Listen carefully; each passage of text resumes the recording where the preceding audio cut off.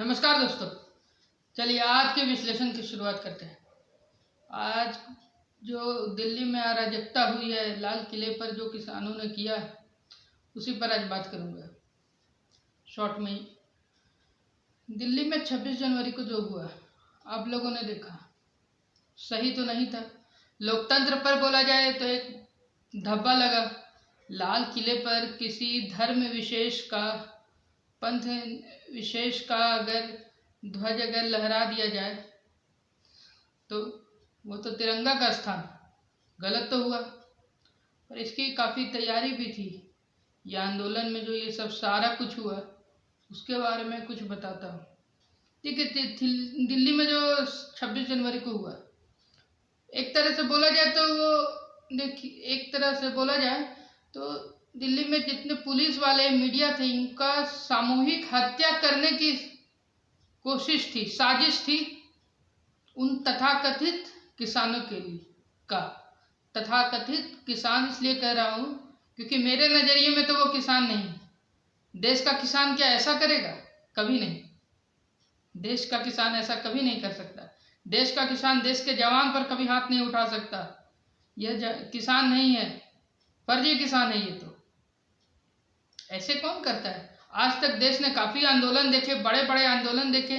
JP Jayaprakash Narayan के आंदोलन से बड़ा आंदोलन देखा क्या देश ने? आपातकाल के समय कितने बड़े आंदोलन हुई थी उनकी।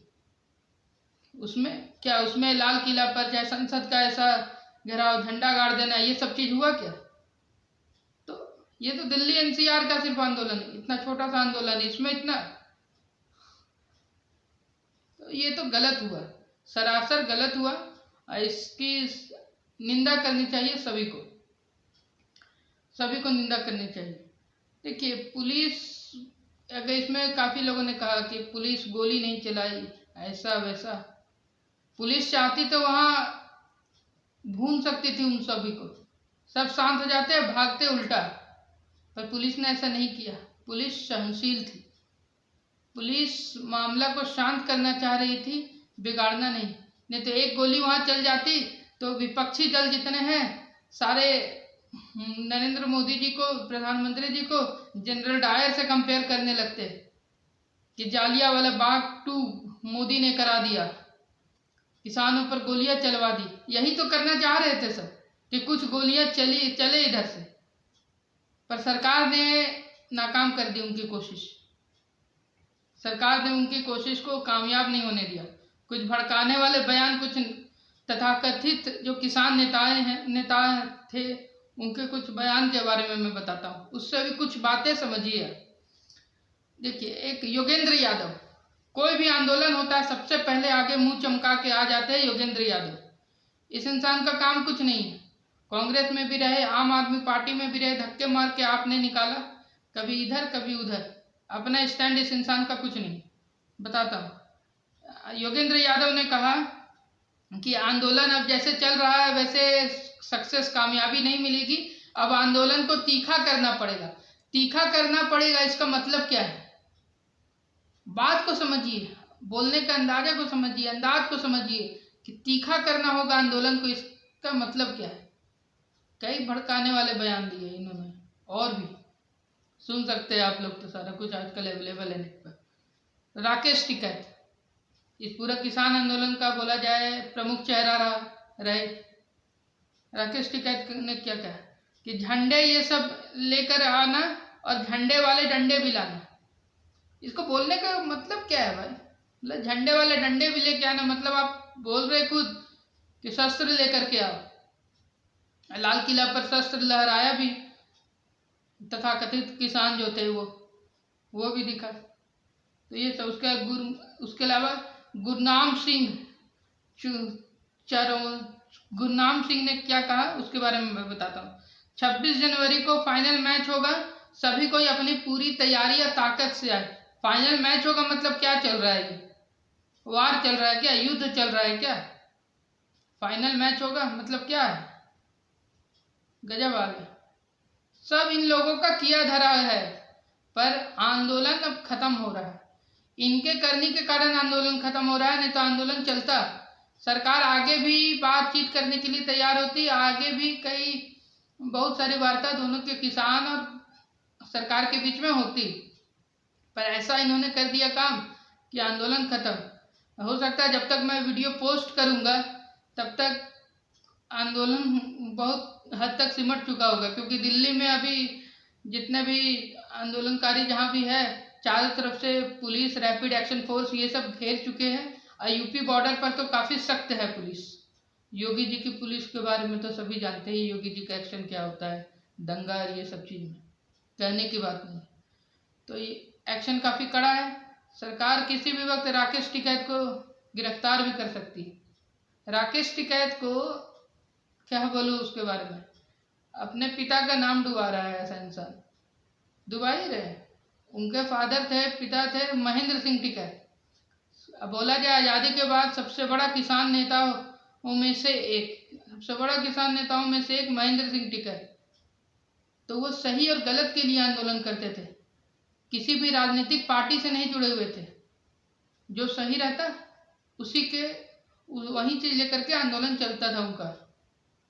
ये क्या है, जो राकेश टिकैत है ये तो कांग्रेस से चुनाव भी लड़ चुके हैं। तो अब जैसे कांग्रेस विपक्ष बोल रही है दीप सिद्धू के बारे में कि सनी देओल और नरेंद्र मोदी के साथ इनकी फोटो है, इनसे मिले हुए हैं, इनके पार्टी के कार्यकर्ता है। वैसे तो राकेश टिकैत आपके पार्टी से चुनाव लड़े हैं, और क्या बोलिएगा, असेंबली इलेक्शन लड़े हैं, इससे ज़्यादा प्रूफ चाहिए। तब तो वो तो आप ही के पार्टी के, इसका मतलब ये कांग्रेस करा रही है क्या? कुछ भी बोलना, मतलब कोई किसी के साथ फोटो खिंचा लिया तो उसका कार्यकर्ता हो गया, गजब बात है। ये सब चीज़ें चल रही। और जो इन्होंने इतना कुछ अराजकता किया दिल्ली लाल किले में, उसमें काफ़ी नुकसान भी हुआ है। कुछ बताता हूँ, कुछ आंकड़े हैं मेरे पास। इसमें 300 पुलिस वाले घायल हुए, 70 से ज़्यादा लोहे के जो बैरिकेड्स थे वो तोड़े गए, 600 से ज़्यादा ट्रैक्टर आए थे इसमें, 600 से ज़्यादा ट्रैक्टर के जरिए 70 से ज़्यादा बैरिकेड्स जो थे लोहे के वो तोड़े गए। करीब करीब 10,000 तथाकथित किसान आए थे, और जो ट्रैक्टर लाए थे, ट्रॉलीज लाए थे, उसमें शराब थी, शराब भी पिए हुए थे उसमें से कई। ऐसे आंदोलन चल रहा था इनका, ये तो स्थिति है। और उसमें भी क्या हुआ, एक चीज़ बताता हूँ, मीडिया में भी काफ़ी है, राजदीप सरदेसाई के बारे में मैं बताता हूँ। ठीक है, नवनीत नाम के एक लड़के का जो बैरिकेटिंग होता है, बैरिकेड होता है, उससे टकरा गया ट्रैक्टर और पलट गया, उसकी वहाँ मौत हो गई।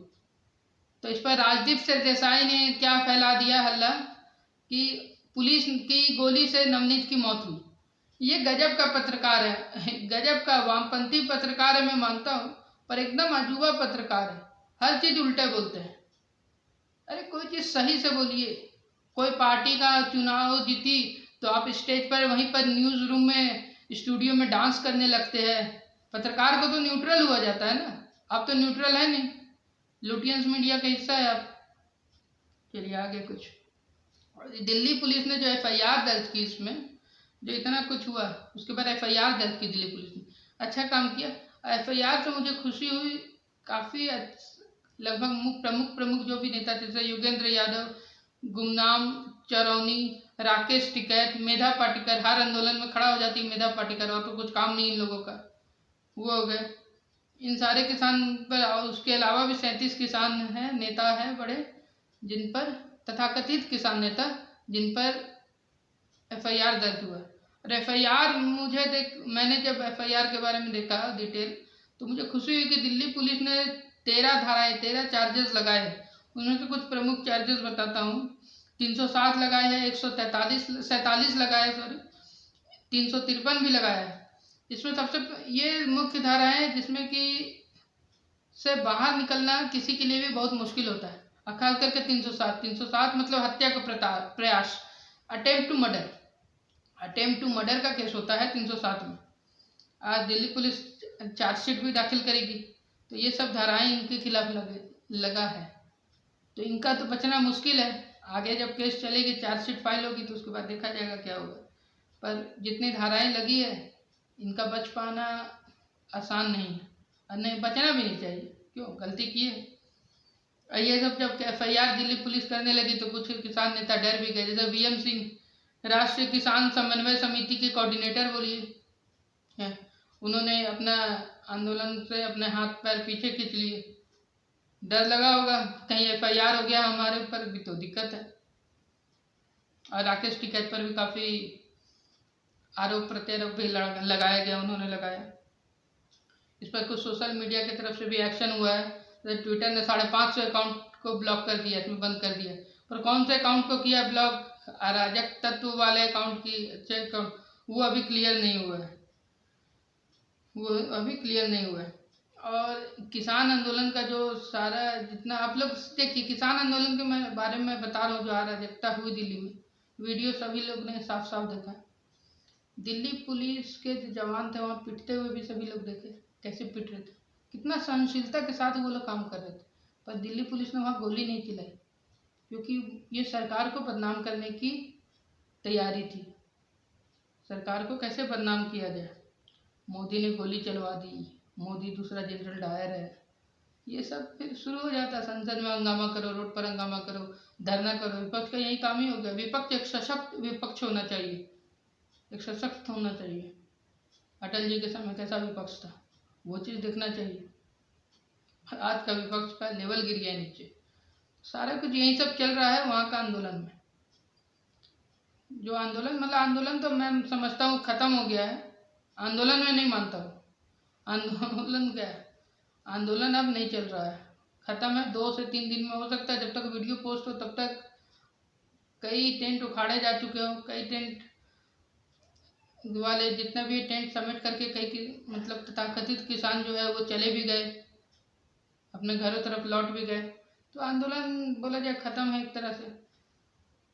खत्म होने का कारण लाल किला पर जो हुआ वो है, अगर वो नहीं होता तो आंदोलन चलते रहता। इन लोगों को अराजकता करने से फुर्सत है नहीं। तो ये सब सारा कुछ चला, दिल्ली को दहलाने की साजिश थी। और इसमें जो मीडिया बंधु और जो पुलिस है, उनकी सामूहिक हत्या का प्रयास किया उन्होंने।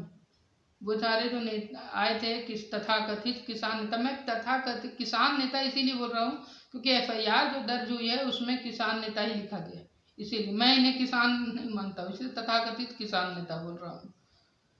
तो ये दिल्ली को दहलाने की साजिश थी। दिल्ली में एक अच्छे खासे दंगा करने की कोशिश थी, और सिख पंथ जो है उसे भी बदनाम करने की कोशिश हुई है।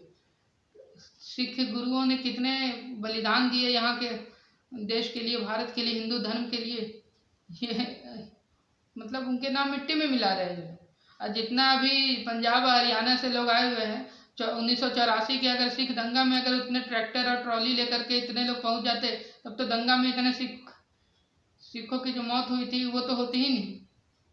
तो अच्छे चीज में नहीं पहुंचेंगे, सब क्यों बरगलाया जा रहा है। किसान आंदोलन के बारे में मैंने पिछली वीडियो बनाई, तो मैं लिंक में दे दूंगा, डिस्क्रिप्शन में दे दूंगा लिंक पिछली वीडियो का।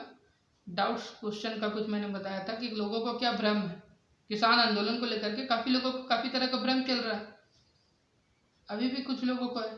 तो उसमें हर क्वेश्चन आंसर इस टाइप से मैंने क्लियर किया है। लोगों को इस ऐसा भ्रम है तो इसका जवाब ये ऐसा ऐसा नहीं है, ये प्रावधान है कृषि कानून में, मैंने पढ़ा और उसके बाद फिर उस पर विश्लेषण मैंने पिछली वीडियो में भी दिया था। तो सारा कुछ यही सब चल रहा है। चलिए बस आज के लिए इतना ही, अगली बार फिर मिलूंगा, तब तक के लिए नमस्कार।